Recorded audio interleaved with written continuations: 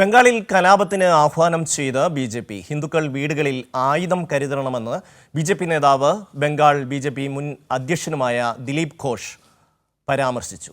North 24 പർഗാനയിലെ പൊതുറാലിയിലാണ് ആഹ്വാനം. സ്വാതി ചേരുന്നു. സ്വാതി, മുർഷിദാബാദിലെ കലാപം ഏതാണ്ട് ശമിച്ചു വരുന്നതേയുള്ളൂ. വീണ്ടും ഒരു കലാപത്തിന് ബി.ജെ.പി. കോപ്പുകൂട്ടുകയാണോ?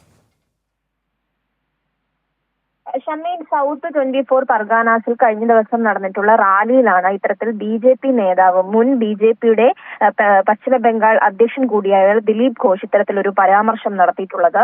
അതായത് മുർഷിദാബാദ് എന്ന് പറയുന്നത് മുസ്ലിം ഭൂരിപക്ഷ മേഖലയാണ്. അവിടെയാണ് ഈ കഴിഞ്ഞ കുറെ നാളുകളായി സംഘർഷം തുടരുന്ന ഒരു സാഹചര്യമുള്ളത്. ഇതിനിടെയാണ് ഹിന്ദുക്കൾ വീടുകളിൽ ആയുധം സൂക്ഷിക്കണമെന്ന ഒരു പ്രകോപനപരമായിട്ടുള്ള പരാമർശം ഈ നേതാവിന്റെ ഭാഗത്തു നിന്ന് ഉണ്ടാകുന്നത്.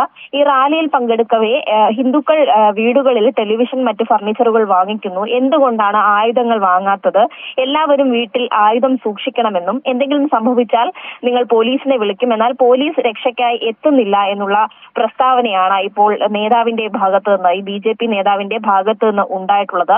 ഇതിനെതിരെ വലിയ വിമർശനങ്ങളാണ് ഉയർന്നത്. സോഷ്യൽ മീഡിയയിലടക്കം ഈ പ്രസംഗം വൈറലാവുകയും ചെയ്തിരുന്നു. ഇതിന് പിന്നാലെ തൃണമൂൽ കോൺഗ്രസ് ഉൾപ്പെടെ ഈ ബി.ജെ.പി. നേതാവിനെതിരെ രംഗത്ത് വന്നിട്ടുണ്ട്. പ്രത്യേകിച്ചും ഈ 3 പേരടക്കം കൊല്ലപ്പെട്ട സാഹചര്യത്തിന് പിന്നാലെ മുർഷിദാബാദിലും ഈ 24 പർഗാസിലടക്കം വലിയ തരത്തിലുള്ള സംഘർഷങ്ങളും ആക്രമണങ്ങളും തുടർക്കഥയാവുന്ന സാഹചര്യമുണ്ട്.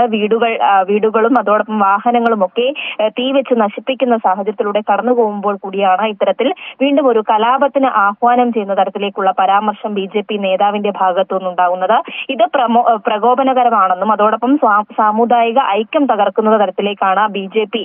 ഈ സംസ്ഥാനത്ത് ഇടപെടുന്നതെന്നുമുള്ള ആക്ഷേപമാണ് ഇതിനോടകം തന്നെ ശക്തമാവുന്നത്. ഷമി, സ്വാതിയാണ് വിശദാംശങ്ങൾ നൽകിയത്.